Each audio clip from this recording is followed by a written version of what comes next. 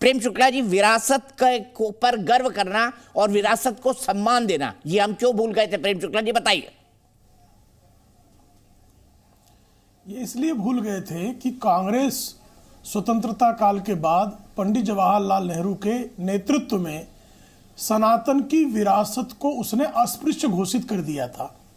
जब श्री सोमनाथ मंदिर के पुनरुद्धार की बात सरदार वल्लभ भाई पटेल ने, कन्हैया लाल मानिक लाल मुंशी ने, डॉक्टर राजेंद्र प्रसाद ने, पुरुषोत्तम दास टंडन इत्यादि ने जब इस बात को उठाया, तब जवाहरलाल नेहरू जी इसका विरोध कर रहे थे। और आपको तो ध्यान है कि दोनों के बीच तत्कालीन राष्ट्रपति डॉक्टर राजेंद्र प्रसाद जब श्री सोमनाथ मंदिर के प्राण प्रतिष्ठा समारोह में जा रहे थे, उस समय स्वयं पंडित जवाहरलाल नेहरू जो उस समय के प्रधानमंत्री थे, उन्होंने पत्र लिखा और कहा कि आपको जो है राष्ट्रपति होने के नाते इस प्राण प्रतिष्ठा समारोह में जाने से बचना चाहिए।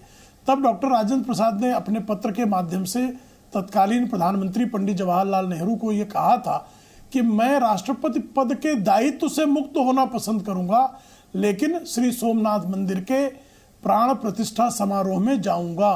तो आपको ध्यान होगा उसके बाद लगातार, हालांकि वही पंडित जवाहरलाल नेहरू बख्तियार खिलजी द्वारा ध्वस्त किए गए कुशीनगर में महात्मा बुद्ध की समाधि के पुनरुद्धार को जो है वो स्वयं आगे बढ़कर उसका पुनरुद्धार कराते हैं, लेकिन सनातन परंपरा वाले श्री सोमनाथ मंदिर का विरोध करते हैं। और आपको तो ध्यान होगा कि किस तरह से उनके ही कार्यकाल में राम जन्मभूमि को उस समय ही मुक्ति मिल गई होती, लेकिन उस पर जो है सरकार ने किस तरह से मुकदमे में बाबरी मस्जिद एक्शन कमेटी इत्यादि को सम्मिलित किया, यह भी इतिहास है। और किस तरह से इसी संसद में जो है कांग्रेस की सरकार ने तब संकल्प लिया था कि रामलला की जन्मभूमि पर आक्रांता बाबर की मस्जिद बनाई जाएगी। तो स्वाभाविक तौर पर भारत की विरासत में तो राम है, भारत की विरासत में तो शिव है, भारत की विरासत जो है राम जन्मभूमि मंदिर है, भारत की विरासत श्री सोमनाथ मंदिर है, भारत की विरासत काशी विश्वनाथ का मंदिर है, भारत की विरासत जो है वो मथुरा के श्री कृष्ण की जन्मभूमि है। बाबर, औरंगजेब, गोरी, ये भारत की विरासत नहीं है, ये तो आक्रांता इस देश के थे, लुटेरे थे इस देश के। तो लुटेरों का इतिहास भारत की विरासत का इतिहास नहीं है, वो भारत के विध्वंस का इतिहास है। तो भारत के विध्वंस के इतिहास को गौरवगान करना और जिन्होंने भारत और भारतीयता को संस्थापित करने का सत्कार किया, ऐसे महापुरुषों के जो निशानियां थी उनके विध्वंस को बनाए रखना, यह निश्चित तौर पर भारत की विरासत पर गर्व करना नहीं था। भारत की विरासत पर गर्व तब प्रारंभ हुआ जब आदरणीय नरेंद्र मोदी जी ने प्रधानमंत्री बनने के बाद विदेश से आने वाले नेताओं को श्रीमद् भगवत गीता प्रदान करना प्रारंभ किया, जब काशी की आरती में जापान के प्रधानमंत्री आने लगे, जब जो है जो भी विदेशी इस देश में दौरा करता है, नहीं तो आपको तो ध्यान होगा सिर्फ ताजमहल के अलावा और कोई विरासत दिखाने के लिए थी नहीं, जबकि हर कोई जानता है कि ताजमहल स्वयं जो है विवादित ढांचा है। वो जो है, आपने कोई कब्र आज तक पूरे दुनिया में एक कब्र मुझे दिखा दी है जो महल नुमा हो? स्वयं पैगंबर मोहम्मद साहब की भी जो कब्र है उसमें से तो हीरे जवाहरात जो है सऊदी अरब के शासकों ने निकलवा लिए थे, आपको पता है इतिहास। आपने एक कब्र पूरी दुनिया में दिखा दी जाए जिसको जो महल में बनाई गई हो, या एक कब्र को खोद कर बुरहानपुर से जो है मुमताज को कब्र से खोद कर लाकर एक महल में फिर उनको दफन किया जाता है, ये इतिहास लोग जानते हैं। अब उसको प्रेम का प्रतीक घोषित कर दिया गया। तो ऐसे तमाम जो है विरासत पर गर्व करने की बजाय, भारतीयता पर गर्व करने की बजाय आक्रांताओं का गौरव करने का जो कुकर्म भारत में प्रारंभ हुआ, उससे निश्चित तौर पर इस देश की बहुसंख्यक जो जनसंख्या है उसमें हीन भावना विकसित करने का कार्य हुआ। ठीक है, और यह सोद्देश्य था, यह निरुद्देश्य नहीं था। ठीक है, सीधे चलते हैं असीम वकार साहब के पास। असीम वकार साहब, भारत की विरासत पर गर्व करने वाली बात हो रही है, तो असीम वकार को तो राम मंदिर पर भी गर्व होना चाहिए कि भगवान राम यहाँ अवतरित हुए थे, भगवान कृष्ण यहाँ अवतरित हुए थे, भगवान शिव ने साक्षात काशी बनाई है। क्या असीम वकार को भारत की इस विरासत पर गर्व है?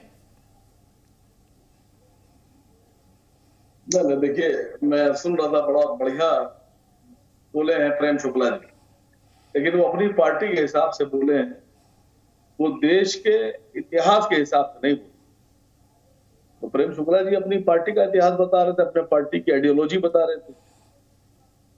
रामचंद्र जी से, विष्णु जी से, गणेश जी से, शंकर जी से, हनुमान जी से दुनिया में किसी को कोई एतराज नहीं। हर धर्म में उनके अपने अवतार हैं, भगवान हैं, पैगंबर हैं, हर धर्म में होते हैं, तो उसमें कोई एतराज वाली बात ही नहीं है, मैं समझता हूँ। और ना ही कोई हिंदू, मुसलमान, सिख, ईसाई एक दूसरे पे कभी जिंदगी में कोई टिप्पणी कर सकता है और ना ही किसी को एतराज हो सकता है। ये सवाल ही आपका गलत है। मुझे नहीं समझ में आ रहा है कि आप कौन सी डिबेट लेकर आए हैं, टॉपिक क्या है आपका। नहीं, प्रधानमंत्री ने कहा है कि भारत की जो सांस्कृतिक विरासत है उस पर हर भारतवासी को गर्व करना चाहिए। हमारी सांस्कृतिक विरासत क्या है, हमारी धार्मिक विरासत क्या है? भगवान राम, भगवान कृष्ण, भगवान शिव, हमारे जितने भी अवतार हुए हैं, तो आपको गर्व होना चाहिए। भगवान श्री राम के मंदिर पर गर्व होना चाहिए। मैं अभी गया था, मैं जयपुर से लौट रहा था तो मैं आगरा रुक गया। आगरा में मैंने लाल किला भी देखा और ताजमहल भी गया। तो ताजमहल जब गया तो वहां कुछ लोग खड़े हुए थे, उनसे बात होने लगी। तो मैंने कहा पूरी दुनिया में अकेले मुगल ही ऐसे बादशाह गुजरे हैं जिन्होंने कब्रिस्तान भी ऐसा बनाया है कि जो टिकट लेकर देखा जाता है। मुगलों का जो बनाया हुआ कब्रिस्तान है वो भी अरबों रुपए की कमाई कर रहा है।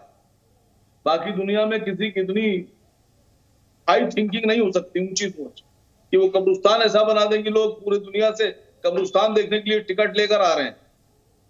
तो सर अपनी अपनी सोच है। किसी को विरासत पर है, कोई विरासत मिटाने पे तुला हुआ है, कोई विरासत सजो रहा है। ये क्या ड्रामा है? नहीं, हमारी बात समझ में नहीं आएगी आप लोगों को, क्योंकि अभी बुखार चढ़ा हुआ है। अभी बुखार जब उतरेगा और बुखार उतरने के बोल रहा हूँ कि राम कृष्ण की इस विरासत पर क्या आपको गर्व है असीम वकार साहब? हाँ या ना, सीधा जवाब दीजिए ना। और मुगलों की कैसे, मुझे समझ नहीं आता। ताजमहल, जमीन हमारी, संगमरमर हमारा, आर्किटेक्चर हमारा, मजदूर हमारे, जगह हमारी। मुगल के ये गधे घोड़े खच्चर पे लाद के जमीन लाए थे क्या असीम वकार साहब? नहीं, देखिए मैं समझता हूं कि जो ओरिजिनल भारत है वो तो आपका नहीं है दीपक चौरसिया जी। अच्छा, वो जो ओरिजिन है यहाँ के, वो अपना भारत कहते हैं। और ये तो बाद में रिसर्च का टॉपिक है कि कौन कहां से आया और कौन कहां से आके बस गया। बहुत से लोग तो ये भी कहते हैं कि ब्राह्मण भी आर्यंस हैं। वो इतिहास बताते हैं उनका, वो कहते हैं यहाँ देश के नहीं है, वो कहते हैं बाहर के हैं। जो हमारे देश के लोग हैं वो हैं बहुजन, द्रविड़, ये है ओरिजिन, और ये ओरिजिनल है। और इनको आप लोग ओरिजिनल मानने में तैयार नहीं, द्रविड़ को, दलितों को, जिनका देश है आज उनके पास कुछ नहीं, जिनका देश है वो प्रधानमंत्री नहीं बन रहे हैं। तो मुझे लगता है कि अगर आप सच्ची विरासत को सजोना चाहते हैं तो भारत का प्रधानमंत्री हमेशा दलित होना चाहिए, द्रविड़ होना चाहिए। मतलब आप असद साहब को नहीं बनाना चाहते प्रधानमंत्री असीम वकार जी? आप नहीं चाहते कि बैरिस्टर साहब प्रधानमंत्री बने, आप दलित को बना दे रहे हैं। क्या होगा पार्टी में आपका? नहीं, मैं ये चाहता हूं कि किसी ओरिजिन को, जिसका असली भारत है, उसको प्रधानमंत्री बनाया जाए। कब्जे मतलब असद साहब का असली भारत नहीं है? आप कह रहे नहीं, सत्यों को देंगे नहीं। असद ओवैसी साहब का असली भारत नहीं है? नहीं दीपक भाई, आप दलितों से नफरत करते हैं। आप चाहते हैं दलित ना बने और हम चाहते हैं दलित बने। अब लड़ाई हमारे आपके बीच ये है कि आप दलितों के विरोध में हैं और हम दलितों के साथ खड़े हैं।